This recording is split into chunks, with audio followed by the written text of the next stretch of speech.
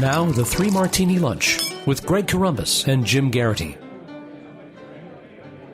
And welcome, everyone, to the Thursday edition of the Three Martini Lunch. Along with Jim Geraghty of National Review, I'm Greg Corombos of Radio America. We have good, and crazy martinis for conservatives today, and we hope you actually get to hear it. The storms here in Washington have knocked out the internet at Radio America, so we're being creative to get this podcast up and running today.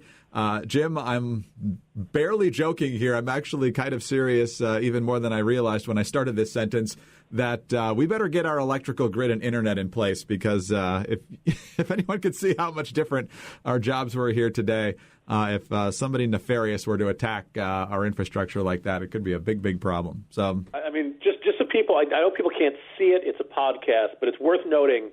Right now, the signal for our recording is actually running through a wire that was originally used for Christmas lights. And Greg is on the roof holding them like Chevy Chase in National Lampoon's Christmas Vacation. So hopefully, if you hear him like suddenly screaming, it's because he's falling down from the roof. I exaggerate slightly, folks, but not that much. All right.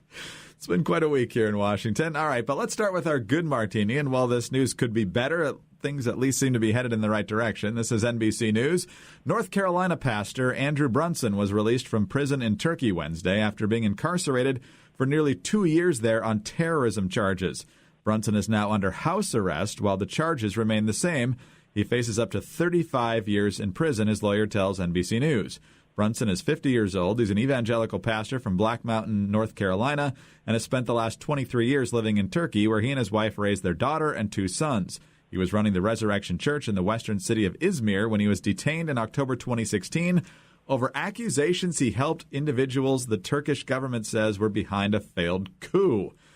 This is good news, but not good enough for Secretary of State Mike Pompeo, who tweeted out yesterday, "We welcome long overdue news that Pastor Brunson has been moved from prison to house arrest in Turkey, but it is not enough. We have seen no credible evidence against Mr. Brunson and call on Turkish authorities to resolve his case immediately in a transparent and fair manner." So, Jim, it's good in the sense that he's not languishing in a Turkish prison. He obviously can't leave the house now where he's staying, but he has a little more freedom there.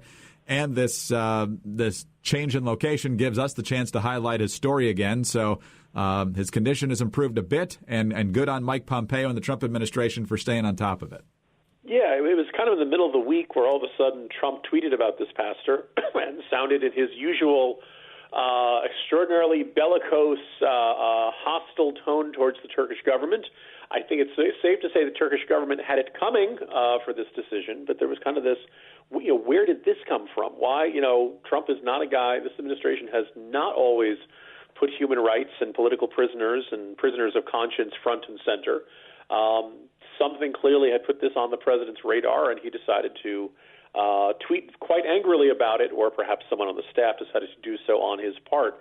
Longtime listeners might know I spent 2 years in Turkey back in 2005, 2007. Christianity is not really explicitly banned in Turkey. It's not like Saudi Arabia, but it's not exactly warm or welcome either. It's country's roughly 99% Muslim. And so their argument is, look, we have no religious divisions and oppression. It's because you don't have that many religions in Turkey. You're basically either Muslim or Westerners who decide to go to a local church or something like that. They generally won't harass that. The diplomatic corps, there are even for the Israeli embassy members, Passover and Rosh Hashanah and other ceremonies done behind closed doors in a very secure location. But if there's any sense that you're converting Turks, if you're bringing people over from Islam, then all of a sudden the Turkish government comes down on you like a ton of bricks. And usually, at least when I was there, the treatment was not overt, the cops are going to come and arrest you. It's all of a sudden your church will be cited for inappropriate, not having the right fire safety equipment, or various other little low-level forms of harassment meant to discourage you and from reaching out to the local Muslim population, but nothing quite so overt as we're simply going to arrest you and throw you on trumped-up charges of associating with terrorism. Now, as we know, the Turkish government has changed a great deal in the last 12 years. Erdogan has become a lot more autocratic, a lot more paranoid, a lot more eager to fan the flames of nationalism and sometimes Islamism. Certainly this kind of, from my experience over there was the Turks didn't take much to get them into a bit of a nationalist frenzy. And so, Christian preachers become a very convenient, scary outsider who's trying to corrupt your youth type villain here. It is good that he's in house arrest. I'm sure he's happy to be in his home. I'm sure he feels safer. I'm sure he feels, happier that members of his family and people can see him. Having said that, this is fairly ridiculous that he would be accused of terrorism or face these charges. Look, if the Turkish government really doesn't want a foreign citizen to be living on its soil, it can say, you know what, we're revoking your visa. You got to go. We can argue about whether that's fair or whether that's right, but that is something they can legally do. Making up nonsense charges about ties to terrorism is well outside the pale. It's good to see the Trump administration fighting this, and hopefully we start seeing some more progress on this front. All right, Jim, let's move to our second good martini. And while we just discussed the less than ideal projections for Republicans keeping control of the House due to Sabato's crystal ball earlier this week, things are looking a little bit better when it comes to governor's races. And we don't know exactly how those will shake out. But every once in a while, we get new polling results from Morning Consult, which looks at how a lot of different people are doing. But they rank all the governors on approval. And, Jim, the top 10 governors, popularity-wise, in the country are all Republicans. Now, part of that's due to the fact that the vast majority of governors in America are Republican. But nonetheless, all of the top 10. Let's make this dramatic. Greg Abbott of Texas, 56% approval in 10th. Nathan Deal, also 56 in 9th place. He's in Georgia. Asa Hutchinson is in 8th place in Arkansas, 57%. Brian Sandoval, 58% in Nevada. Matt Mead, 60% in Wyoming. Now in the top 5, South Dakota's Dennis Daugaard at 61. Chris Sununu of New Hampshire, John Sununu's son, and the other John Sununu's brother, 61% in 4th place. Kay Ivey, Alabama, 67% approval in 3rd place. Larry Hogan in Maryland, 68%, number 2. And Charlie Baker in Massachusetts, 69% is number 1, although I have seen a few pieces by conservatives lately wondering why Charlie Baker still calls himself a Republican since he's been liberal on a lot of different stuff. But nonetheless, Jim, Republicans won a lot of elections in 2014, some of them in deeply blue states. And 4 years later, a lot of the voters who put these people in office still like them. You know, Greg, it's worth noting this is now 3 or 4 polls in a row where Morning Consult has polled the approval rating of all of the nation's governors and found all of the top 10 Republicans. Now, as you said, look, you get, if you have more Republicans, you get more bites at the apple, so to speak. But it's generally been the same 10 to 12 that are rotating in the top 10, and the ones who fall out of the top 10 very rarely fall that far behind. What can we take from this? Well, I think one thing is that we hear a lot of, it's Trump's parties now, and Trump's image is the Republican Party's image. And I'm not sure that's quite the case. For better or for worse, I think Americans do see their governors as separate from what's going on in Washington. They don't necessarily blame them for what's going on in Washington. They have an ability to distinguish between the federal government and the state government. I've always had this philosophy that the more a political figure becomes a celebrity, the less effective they get at actual governing. And I think it's kind of interesting to point out that, these are not some of the more better-known governors across the country. In fact, the one who, at least in past editions, was always coming in near the bottom was probably one of the most famous ones, New Jersey Governor Chris Christie, the one who'd been on Letterman's show and Jimmy Fallon's show and popping up on Saturday Night Live and things like that. Look, a lot of this had to do with Christie's scandals, the bridge scandal, the unsuccessful bid for the president and things like that. But by and large, I think there's something to be said for governors who just focus on their jobs of governing.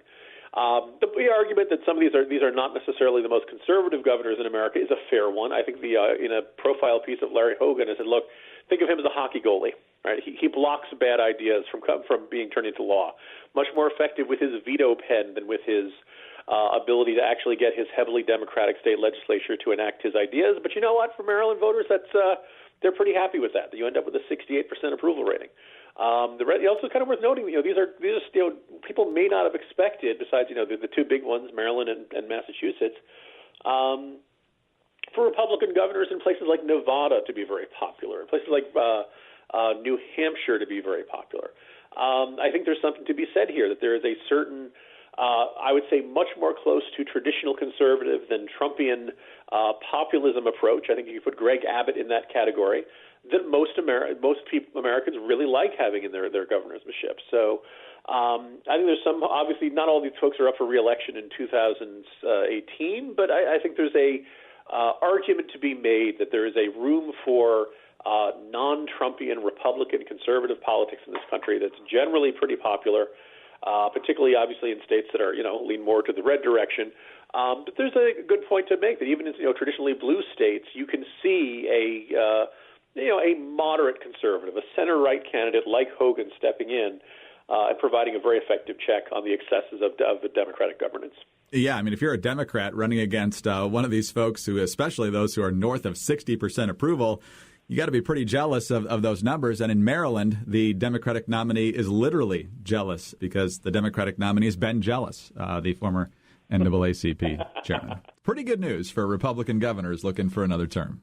All right, Jim, on to the Crazy Martini now, and boy, do we have a doozy for you today. And this one actually comes from National Review. Kat Timpf writes this yesterday. The city of Santa Barbara, California, has passed an ordinance that will allow restaurant employees to be punished with up to 6 months of jail time or a $1,000 fine for giving plastic straws to their customers. The bill was passed unanimously last Tuesday and covers bars, restaurants, and other food service businesses. Establishments will still be allowed to hand out plastic stirrers, but only if customers request them. This is not the only place in America that's done this. Seattle banned plastic straws earlier this month, mandating a $250 fine for violators. But Kat points out Santa Barbara has gone much further than Seattle. Even aside from the harsher punishments its law imposes, Santa Barbara has banned not only plastic straws, but also compostable straws.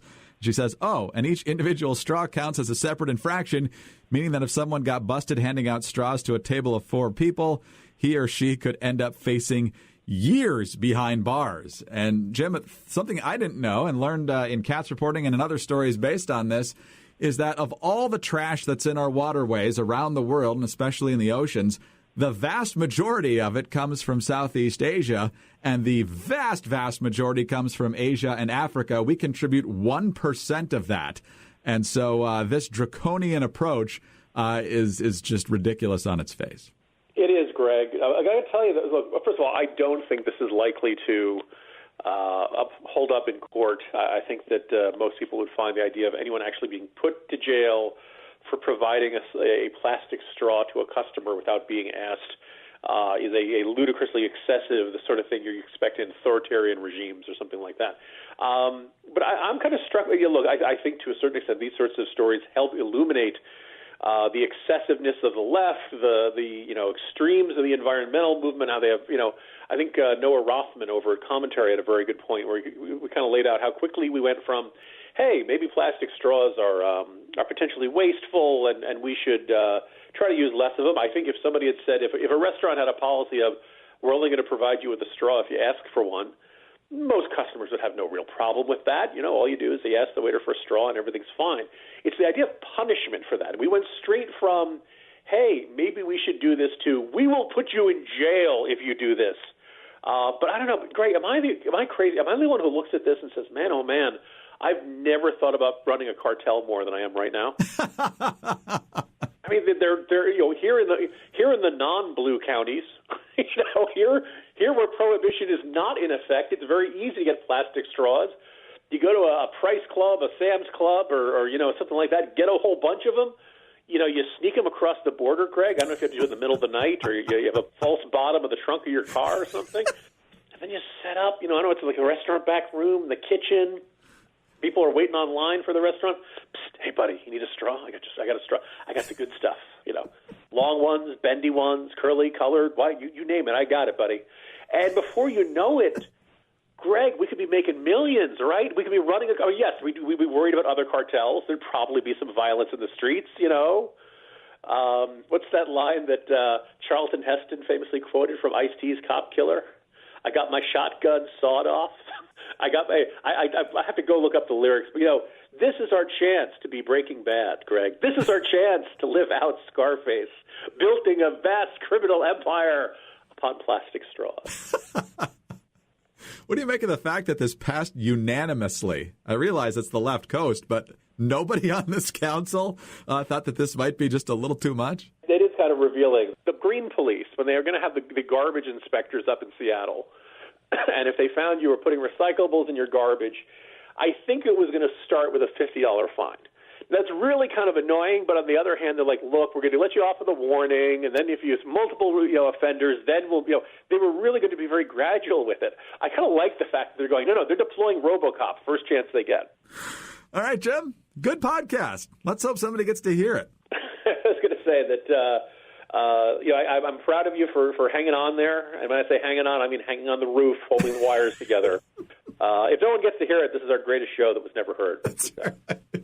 The lost episode. We could build a whole legend around it. But let's hope it does get out today. So, Jim, talk to you tomorrow. See you tomorrow, Greg. Jim Geraghty of National Review. I'm Greg Corombos of Radio America. Thanks for being with us today. And be sure to tune in again on Friday, hopefully, for the next 3 Martini Lunch.